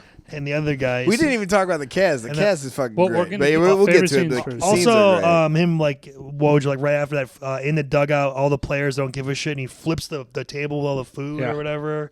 Just Um, Danny the catcher Glover being is just like, angry "Aw." at all is great. If I had to pick a favorite scene, I think that my favorite scene is when Knox plays baseball with all the neighborhood kids. Yeah, That was fun. That's a great And they one. all have the different jerseys on, except for some reason JP and Roger don't. But everybody else is like a Yankees, a Mariners, a White It's all, Sox. yeah, Every- Rockies or something Every like team that. was represented pretty much, and them just playing like neighborhood ball. Yeah, playing Stickball. Yeah. I mean, it was like baseball, I think, but it was Yeah, like in the same you know. concept. Yeah. But like he's teaching the one kid, and he says run home, and the kid literally He, runs like, home. ran home, yeah. But that was just like really like I don't know, kind of like touching. Like Sure. that's really nice. That was a of great them way to end it. Yeah. Like what a memorable experience if you were a kid to like the Be a part manager of of the that, yeah. Angels played baseball with us at our that Yeah, was so it's cool. fucking sick. I mean, I grew up playing baseball with my friends. Like similarly, like we had like grass and shit, obviously, but like behind our house. Like, Sure. I so did it in the court. I out really front. I enjoyed that scene a lot. That was really good. I had a meeting Al, who's played by Christopher Lloyd's fucking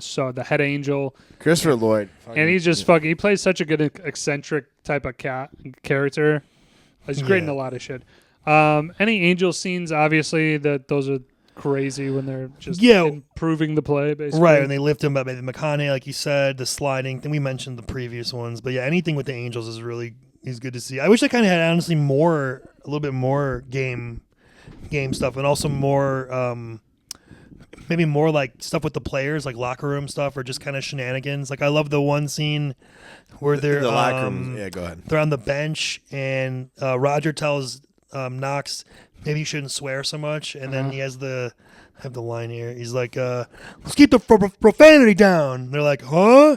I mean it. No swearing. And the one guy's like, well, that eliminates all speech for most of the team.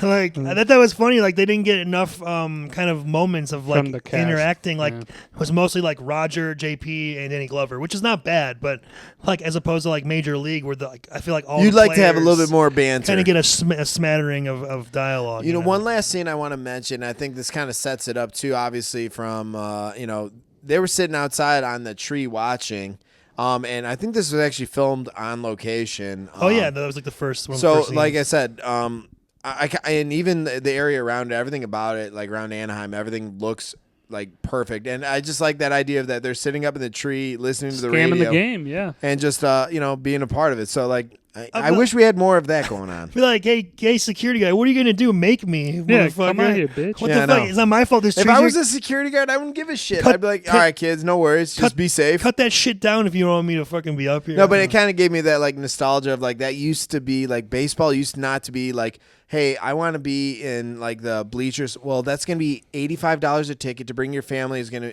with tickets and food. So $1,000 just whenever you could get to it. It's like, dude, baseball has become priced out. Oh, I just want to say too. For some teams. Except for White Sox, we're definitely going to a game because it's cheap. yeah, hell yeah. Back to that. So- I just want to. Yeah, let me jump in Okay. because I'm trying to do a bit, but it's all Trying to good. do a bit. So there's one you were talking about the players not getting like more. They do it a little bit with Whit Bass, who's Neil McDonough, the pitcher. Yeah, I love Neil McDonough. And they do it. They got a couple scenes with him, but my favorite one he does it. He's just sitting on the bench. He's the starting pitcher, so he's not going, and he's just doing this. He's like, yeah. Punches himself right in the jaw. just fucking smacks him. So He's also the dude who slides to the pitcher's mound for his like rocker used to run out. He fucking slides. Yeah, he slides into it. super and he does that like superstitious. pointing And he thing. does like 3 or 4 like Yeah, sets. He's like, and Whit Bass sets. That's a and balk. sets. Just for anyone watching And baseball, you sets can't again. set again. If that was Major League, he'd been like, just throw the fucking ball. Fucking Lou Brown. I would steal and that. bases on a guy like that. But I was gonna say really quick. I got a note on that one scene with all the kids. I remember the one I mentioned in the neighborhood. that Marvin kid, he's wearing this blue shirt with like an Aztec like black collar design. I had that exact same shirt when I was a kid. Oh, like, no that's bullshit cool. like that. I was like, I had that Oh my shirt. God. So I it was a like little that. weird. I don't know if you guys remember. No. it, That's but- cool. That wardrobe hits exactly what I was you're like, wearing. I had that exact same shirt. ahead, Woke. I like Mesmer Selly is just the smack into the belly because he's a fat dude. In fucking Maggie's place, they have a fax machine, which I was like, what the fuck is that? That's so weird. Also have a sweet Angels baseball helmet phone. That was pretty yeah, cool. yeah. I like that. They put on the scoreboard at one point, hit or die, which I thought was like crazy. a little Yeah. bit dark. Well, Yeah. This is a little interesting. Then I tapped out. I really like the one. I mean, we basically we talked about all the Angel scenes, but besides those, like I like the quick scene of JP can't get into a car because of his mom. They were homeless or something, so he drops the boys off in like the team bus. Yeah. Which is that was kind of cool and like kind of nice, sweet of him to do that. And then the press conference scene I thought was decent, like where they all kind of like Yeah. it's kind of like Rudy, like I'm only playing. I only for, play for George Knox. right, or it was actually like more like Hoosiers. I just say like I'm only playing for Yes, Coach. yes. You know, if Coach goes, I go. Like the whole Jimmy Chitwood. You know, thing. and then to that same point though, there's another scene where he's like, "Hey, you told me to do it, and like, I didn't force you, to do basically." I mean, that's a part that I was going to bring up in later, but I Okay. might as well touch on it now, though, Which part? because George Knox absolutely fucks Mel Clark. Did you catch Yeah, that part? absolutely. So he basically is telling him, because Mel is like, all right, I'm off the injured list, like, put me in, coach. Oh, And he's yeah. like, you're used up. And then Mel comes back with, like pumping well, him full of drugs to make him. he's like, yeah, I took all the roids, I took all the drugs because you told me to. Right. So he goes, you told me to. Then he goes, I traded your ass to the fucking Angels I think I because did. I thought I'd never have to see you again. You're right. And I was like, God damn. Yeah, that's the fucking- dude's cold. They make Danny That is- Glover a real dick in this movie. Yeah, to that was. start with, But I never caught that line before. I was like, he fucked Mel Clark up. Yeah, And his then Mel- career under Glover was just. And then Mel Clark was real quick to be okay with it afterwards. Oh, I guess. Oh, no, I'm a okay. starting pitcher. Yeah. Everything's cool. And then, I only play for you, coach. Yeah, I mean the way that the movie ends, I like that it wasn't a strikeout. It was like a hit, and then he catches it to come back to the pitcher to end the game. That's I like that. It was something different. Yeah. I don't know if it was as exciting as I'd other be curious things, if Tony but- Danza could actually throw a Well, ball. at least no. He Okay, looked. no, I was Dude. there's my picking nits. Okay, we'll get to We'll picking get it. to We'll it. get to picking I'm it. ready. Okay. Let's run through the I cast real had quick. that written down though. I'm curious because I can see Matthew McConaughey actually Alright, playing well, ball. All right, we'll get to it. So Tony Danza is who we're talking about for Mel Clark, J.O. Sanders Ranch, Wilder. Tony Longo was Mesmer, who I always liked. I thought he was great. He died at like 48, man. Yeah, he was young when he that passed. sucks. Yeah, Neil McDonough is who I mentioned. He's had a huge career after huge, this. shameless. I know him. Adrian Brody, Matthew McConaughey, Dermot Mulrooney. You guys probably didn't catch this, but William Deere, the director, is in the movie, plays one of the managers. Oh, no kid. Ben Johnson is the owner, Buck. What's his name? Hank Murphy. I was close with Buck. And then Buck Strickland. I thought this was fucking great, man. So Stoney Jackson, who plays Ray Mitchell, you would never see him ever, but he was in 227. And I was like, oh shit, 227, man. I don't think I've seen 227. It's like it's called back to Spread Pineapple out. Express. We'll come back. We'll get stoned. Watch Watch 227. 227 and shit. Yeah. Sorry, it's just a little thing there. Do you guys have recasting or I would put. I kind of just wanted to pepper. how about like, words? I wanted to pepper. Like I think there were 3 or 4 like solid people, and then we could have peppered more people in the round out the cast. So obviously Danny Glover's good, McConaughey's good, Brody's fine. He doesn't really get much, but he's a good actor. No one likes Brody. He's an Let's- Oscar winner. whatever. Well, I'm just saying. Pianist sucked. He won an Oscar, though. This Shut year he up, won an up. Oscar, I think, for The Brutalist. I believe. Two that Oscars, pisses then. you off too, mate. Me and my What to say? But yeah, other than that, and Neil McDonough, he's good. But like people at the time, I was thinking could maybe play someone. They had the guy who's like a second baseman, the Spanish guy, or like a shortstop. I think. Yeah. How about Luis Guzman? Like, get some comedy in there.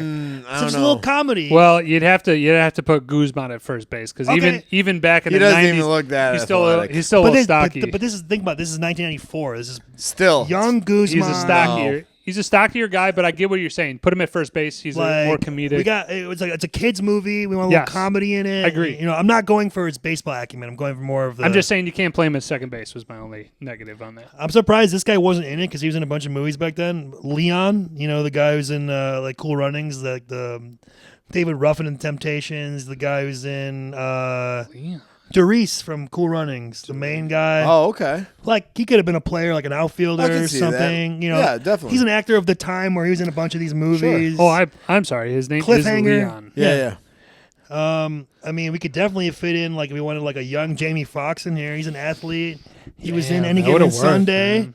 Well, But 94. That's what I'm saying. I don't know if he was actually on. It would be a young. He was on like In Living Color, and he's got his also own think TV about it, show. Bobby. We're not asking him to carry the movie. No, It's I just get a that. You're quick just saying pop filling in. in a spot. I get that. And this I is this is like of the time. Like he. No, I know. I get it. He's funny. Like I think it could have been like, oh, Jamie. Like look back at Jamie Foxx was in that movie. That's not bad. Mm-hmm.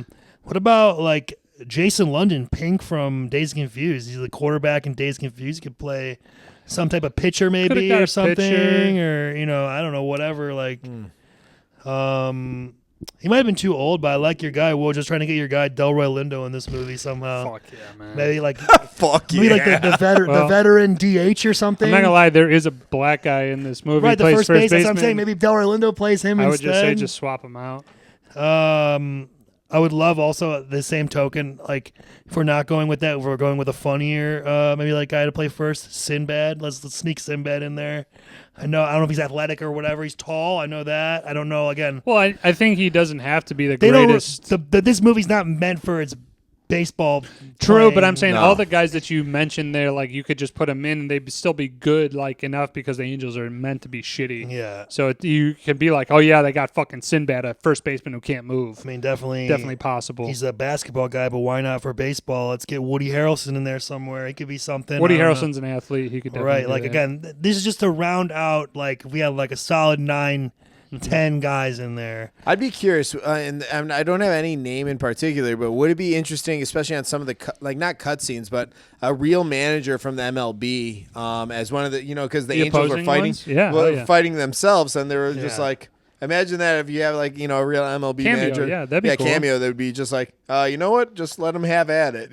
Also, if I were to recast somebody, and it sounded like you guys liked him, but I don't know. The catcher guy, he's too big. That's not Mesmer? realistic to me. Like Mesmer, huh? He just doesn't. He looks like an actor playing a I don't know. Again, I know that the baseball isn't the most, but he's like really fucking big. Like Yeah, kind of like he's like a 300 comedically big. Where I just don't buy Okay. it. I don't know. Even though I know it's a kids movie. You got a suggestion of who could play Catcher. 94, big guy?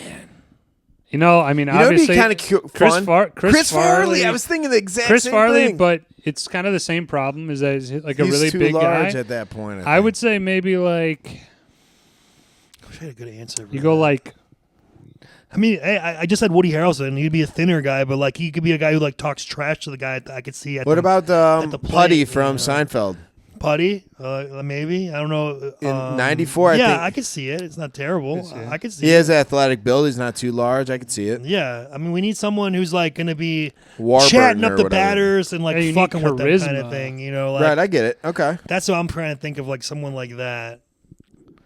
But I wish I All had right. something. No, that's good. Good I mean, point. I mean, you could put Sinbad in catcher. you know what I would want? Who I would want, even though it just wouldn't work out with budget and he would be Yeah. the star. Give me Denzel as a catcher. Oh, come on. Dude. Come on. You know how fucking dope that Come would be on, if he's just no. talking shit to No. the guy the If whole anything, time? Denzel would be like the manager. Yeah, dude, Denzel would not be the player. I mean, I guess he would be a young Denzel. I just though, said but- 94, younger Yeah, Denzel. right. He That's is my. young. Maybe. That is my Okay, choice. fine. We'll Even let though him. again, it would never be the case because he's All right. the main guy. I see Denzel more as an outfielder. Okay. Would an early All Ethan right. Hawke Well. be it? Nah. No, too old. He doesn't fit for the baseball. All right, mold fair. for me. Okay. But that's just me. So, you got anything else recasting? No, You're I all just had good? a little fun with that. I was trying to think of people at the time, who Sure. could maybe be alternate choices or other random people that could be sprinkled out. That was my thoughts. Imagine like a Tony La Russa, though. That's what I'm saying, like a little cameo. That'd be fun. Let's go to the switcheroo. I like the idea of making a face-off against another fictionalized baseball team. I thought it would kind of be cool. Like Cleveland from Like Major League. yeah. obviously Major comes League to versus mind. I had the same thing. I had they play the Indians from Major League. They play Henry Rowengartner's Cubs from Rookie of the Year. They play the Little Big League Twins. Mm-hmm. You could easily have a couple scenes and cameos of them in the movie. It would work. They're around the same time. Yeah, it's all. I actually, if I was going to do a spinoff, I would go Danny Glover's, kind of career with what's his name, and leading up to the cleat, cleat up on him. Did you have any other switcheroos? That was it. No, that was Okay. Yeah, for the spinoff, I was on the same path, Bobby. The George Knox career. Again, then you kind of have fun with it. Even though I love Danny Glover, Danny Glover's the best because he looks like he's been 50 years old for 40 years. His son actually has been in a lot of stuff too. Yeah. Sorry, who's just his son? randomness. I think you go. I think you go sequel. I think you go Joseph Gordon-Levitt's grown up, and he's actually obviously a What, real as a son, and they go see No, the like Angels? Danny Glover is dying or something. Maybe he dies in the first scene, and Joseph Gordon-Levitt. part of the the Angels staff or something? the Angels are going to be moving or something, and he wants them to stay. Oh, good. Yeah, that definitely could have happened. Like early on, right, yeah. like because of how much it means to him and how much it meant to Knox and everybody. So Okay, maybe I could see that. and they were losing again, so the Angels start coming back, kind of thing. It's kind of like a reboot, refresh, but like a get it. sequel, like a requel. I get it. I can understand it. I think I could see You it. say a requel? Huh. Yeah, so he calls it like a reboot, but it's a sequel. Gotcha. Where it's they're doing like the similar kind of thing, but it's also at the same time a sequel because it's Sure. I got you. Also, Donald Glover is not Danny Glover's son. I don't know if you were trying to make that connection. They are not related. I thought he had a son, and I thought it was Donald. I don't so. believe. I think he has a son, but I don't believe they're in show business. Really, I at all. thought they're. Okay, Kurt Russell has a son, and he's in a bunch of Well, shit. we're talking. That's two different people. So Okay, what the so fuck? same time. I thought same last name. How the fuck? How many Glovers are out there? Really? I thought they were related. John Glover. Fuck you. I didn't want examples, dick. You could just keep going. Kenneth Glover lives in Waukegan, Illinois. I just got John Glover. That's it. Okay, sorry. I thought they were related. It's all good. Apologies. I was puzzled by it, so I had to look it up. I'm gonna just He had to breeze prove me by soundtrack because there wasn't much. there is no actual soundtrack in terms of songs. There Disney is a- wasn't paying one out song. 94. What's the song? The one where they're playing the baseball and the neighbor's like, "It's all right." Oh, It's the one from It. It's all right. Have a good time. oh shit. I get it when they're the- doing the Motown whole group. community. Yeah. Yeah. No, I know the scene. I didn't catch that. I just thought of it's a very uplifting score the entire time. And then when the angels come through, they're making like things, so you're like feeling the angels coming through. Like it's great Yeah. for the movie. It works well. But okay, so one song in there, not a whole lot. I got quotes. Any quotes? Looks like a prison photo. Yeah. And they're taking the picture. That one's fucking great. You were supposed to be back by 5. I can't tell time yet. Are we back by 5? JP? I heard you on the radio. You have a big chin. I think it's like everyone's a critic. Dude, again, Whip Bass is the fucking greatest. He's like, I thought the game started at 1. It does start at 1, and you're a jackass. No, I'm a pitcher. Yeah. Anything from Danny Glover, I mean. I don't know if I already mentioned the other two with what used to be Mel Clark right. and the profanity one. That one was funny. I didn't write it down, but there was one line where they are talking to Neil McDonough's character about the national anthem. He's like, "Oh, it's about a guy named Jose yeah. or whatever." I wish I wrote it down. I'm sorry, but that one was funny. Hey, wait. It's not Jose. Can't use it. Yeah, it's about a Spanish guy or whatever.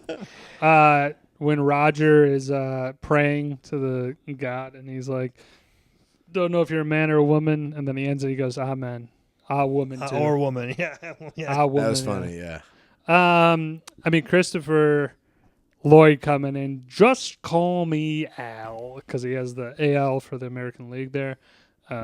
Nobody can see me but anyone but you. You know, that whole setup. Ranch Wilder does this a bunch, but he's just like yelling like a dickhead to his team. He's like, give me something. Give me something. He's such It's a funny. dick. I love it. Great hanging. casting. I'm hanging. He keeps turning off the guys. Things like less is more. Yeah, I know. He wants to be 100% of the voice of the Angels. Mesmer, like he's talking to Mesmer about he's like, hey, what were you feeling about the the hit. Do you feel anything weird? He's like, it must have been those chili dogs. I ate 3. He's like, the third one kind of tasted funny. Yeah, the third one tasted a little funny. That must have been it.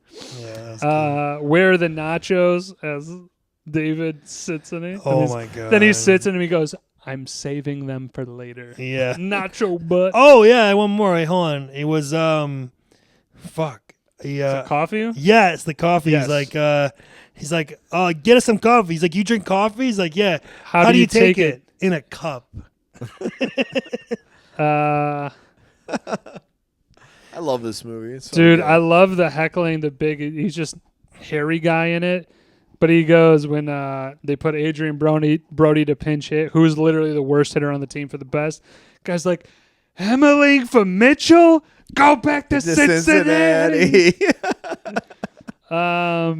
Shit, I had 1 or 2 more. And that was Brody coming up to the plate to hit a little snuff. Oh, JP is the cutest, man. He goes, it could happen the Right. whole time. The fucking manager, Hank Murphy, I think was the name of the owner. And he, the Maggie sits up in the press conference. He's like, what's your name and what's your business here? I don't know why I took him pink. That was funny. And I am done. I'm out. Yeah, I'm good. Okay, we're going to fucking get this done here. Didn't really have, I think we already kind of went over the cast, but didn't really have any that guy's. Maggie was I that think, guy. Yeah, well, you could, you could say that Brenda Fricker. Maybe people don't know her name. Just like the Probably. pigeon lady. I think Taylor Negron is that Negron guy. is definitely up He's there. in Fast Times and this and a bunch of other things. Besides the 10 people, there's really not. I think J.O. Sanders might be that guy for some people. I don't know if you know his name off the top of your head. Now this is, Robert Clohessy. He's been in a bunch. He was in Who's that? Robert Clohessy. He's not in anything good, I would say. What was he in the movie? Oh, the pitcher that he gets into a fight, Frank Gates. Oh, no, I don't know that guy. That's that guy, but it's not really great. It's just a bunch of random shit. I think it'd be Taylor Negron probably. Yeah, I could definitely see that. All right. I am on to picking Nits. Yeah. So, just going to throw this out there, man. Go ahead. You get George Knox gets into a fight on national television, even if they aren't nationally televised, gets into a fight with your pitcher, then about 3 hours later punches the media guy. I don't give a shit, man. You're fired. You're fired. You're fired. You're suspended. You're not coaching. Can I piggyback off that too? Sure. So the owner doesn't care about that, but he's all bent out of shape when he thinks that the guy's crazy seeing for angels or believing in angels. He's incredibly distraught over it. He's gonna fire him over that. I'm like, why does he care so much? They're fucking winning. And then also to piggyback off of that, also at that point, all of a sudden after the press conference, all the guys stand up and whatever, he's like all on board, like you know what? I say any angel wants to come here, they're more than he changed his tune real quick. Right, dude. He 180s real really quick. Yeah, I don't know. That guy was whatever. That part, I agree. Okay. Let's get into Tony Danza. So, like I said, he didn't look like Tony he had to Danza. they throw had a to ball. do some careful editing with him. Dude, he looks like he's topping maybe 40. I feel like his shoulder was going to break, or if his rotator cuff was going to Nothing snap. about his throw looked right. It looked terrible. If you're going to have Tony Danza in the movie, it's fine, but don't make him a pitcher, probably. You can't Well, dazed and confused. That kid couldn't throw a ball That's 20 true, but it's also miles it's not an a hour. baseball movie. It's one scene in a movie. A little bit. Yeah, You're and, right. and especially the pitcher, man. That's why, you look at Major League, Rick Vaughn doesn't look amazing, but it looks believable. Charlie Sheen was actually throwing. But again, it looks at Charlie least Sheen more. could actually hit upper 80s. It at least looks more believable impressive. than Tony Danza, where he's throwing, and how is nobody on the set going Tony, you look like you're fucking gonna take a shit after each. You're straining so hard to barely toss it. Also, it's a little thing. It's not an actual. Sure. It's just my preference kind of thing. I don't like he's number 5 and he's a pitcher. Not a lot of pitchers are number 5. It's kind of a weird number. Yeah. for a It's pitcher. not a number for a pitcher. That's just a small thing. Sure. But whatever. Sure. There's continuity errors. There's a couple There are a few. things here and there. It's the 90s. I'm not too hung up on it. For the way in which they're winning, the way in which a guy jumps 20 feet in the air and a guy slides 30 feet on the ground and the ball just goes like this, there's some investigations happening. There's somebody. They pick up the ball though, which is great, which is a funny yeah. scene. They're like, "The fuck is?" But like they're doing something because like that's a little too much out of the ordinary for everybody to just go, we're good with it. They're winning. Like the ball thing especially. Right, like but if you somebody can't explain it technically, I'd be like, I'm fine with how this play ended up. Like, I could dissect this ball. If it's just a standard ball, then, that's a weird happenstance. It's just, again, there would have been something. There would have been some, hey, let's suspend play for a couple days and see what the fuck is happening at this. I got one last. Go ahead. This is more of like analytics. Analytics, here we go. How is Knox not pulling Clark in the ninth? Dude. After he's clearly exhausted. Did you catch how many pitches he threw? No, a lot. Dude. They say in the movie. Dude. 156 fucking pitches. Yeah. That's not even possible. Granted, Only Nolan Ryan could probably pull off that feat. Granted, in the 90s, pitchers were going the distance more often, but no, it's like 120. That is beyond That the is distance. ridiculous. No, but like 120, 130 would be the cap. That's almost like 2 games worth. I can see at the beginning of the inning, you're going into it. He got you a jam last time. Let's see what he's got. Yeah, no, you're pulling Then him probably. He gets like, the first hit. You're like, I'm warming someone up. The second hit, he's out. Like, especially when he's not even like. The pitches that are going over the plate are like nothing Softballs, on them, yeah. and they're like bouncing in. I mean, why would you And stick with him? Like, the- Angels aside, but 156 fucking pitches. It's that's the wild. pennant or whatever. It's the big game, and like you have clearly a relief pitcher would be better than this noodle arm. I mean, again, I guess He's pitching almost under. it's the whole thing is like, oh, the Angels. He believes, and he's gonna make him believe. But okay, I'll just say this: in real baseball tactics, bring in a guy who throws just like 56 and messes with them because they're used to seeing 90, upper 90s heat or big drop offs. They usually get in front of themselves and pop the ball up or do something silly because, believe it or not, those guys, they don't have high ERAs doing that kind of shit. They really don't. yeah, I just think they let him go a little bit. It was a fun. I get it. Yeah, Overall, I like the 150, movie. Jesus Definitely Christ. So, My arm would fall I'm off. into the wrapping up stage. Yeah, let's wrap it up. Ratings. I'll go first. Little skin there. Showing some leg. Yeah, for the stream, own, skip. I'd say this is stream. I think there are very few baseball movies that you like have to own. And for me, this is like it's great. It's great to pop on every once in a while. Mm-hmm. Am I going like, yo, this is my go-to baseball movie? Not necessarily. So stream, and I'll go an 8-6. I'll go 8-6.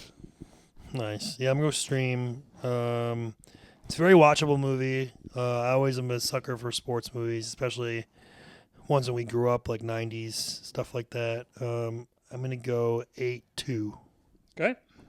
I was actually exactly on par with you. I thought it was an 8-2 stream. Great movie to just kind of toss into the mix. Can't argue with, like I said, great cast, especially a younger cast for some of these stars that now could command Yes. pretty penny. It's fun. It's good family, wholesome fun. There it is. All right. So it's my choice. Is it yours or mine? I forget. No, it's mine because I did the album last time. Remember, it's the album. that Oh, movie. pray tell. I'm curious on yours. So I'm not gonna go baseball. I know you are, but No, yeah. I've switched from that. Oh, okay. Let's mentally. say I am gonna go with Ocean's 11 from 2001 with George Clooney. Hell yeah! I Brad just Pitt. watched that recently. This is fucking great. Love it. Want to do it. It's on Netflix. It's happening. So Love it. Can I ask a secondary question as we have Yes. You may. I'll allow it. I'll What permit is it. your vision for 12-13? Huh? You're doing 11. It's part of it. What are your thoughts on Oh. those? Trilogy. What are your not thoughts on the movies of what is your pathway to doing?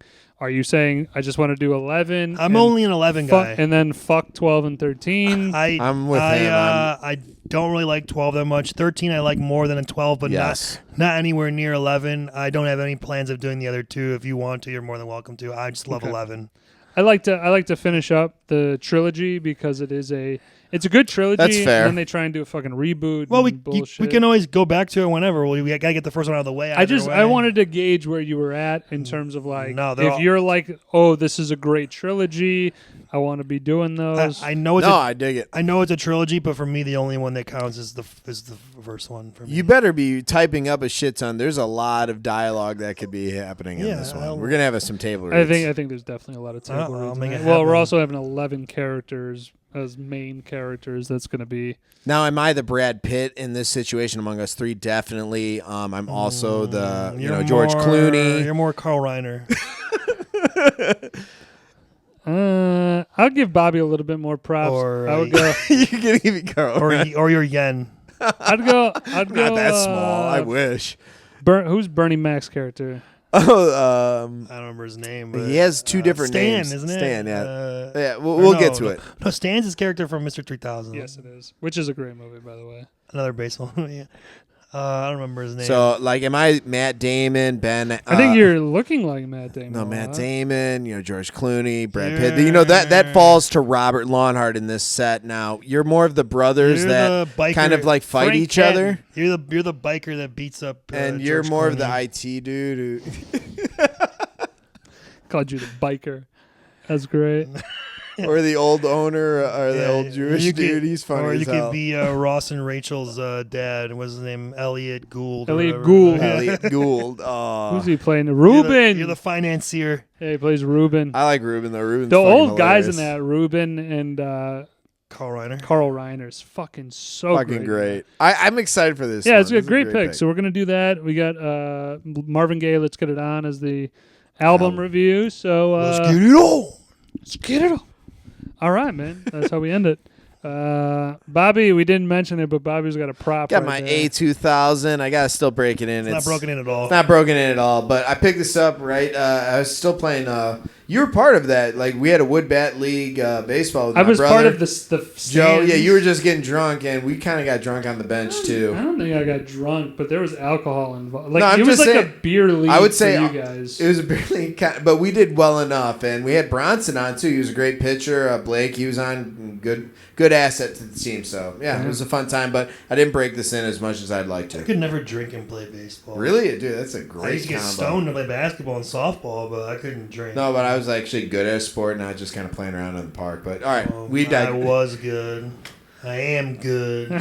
So when I beat you in the 3-point contest for something I never did, Yeah, we'll right, get cool. that set up, man. We'll do that to that. I can't wait. Do it to it, Laws. Who wants to come in second? I'm Larry Bird. Nobody fucking finishes. I dig it. Oh, Because of dickheads. All right. All right, nobody's watching at this point anyway, but we'll rip it, do it to it, and see y'all next week. Appreciate I'll you. see you then, and I'll see you another time. 100th episode coming up. Can't wait for it.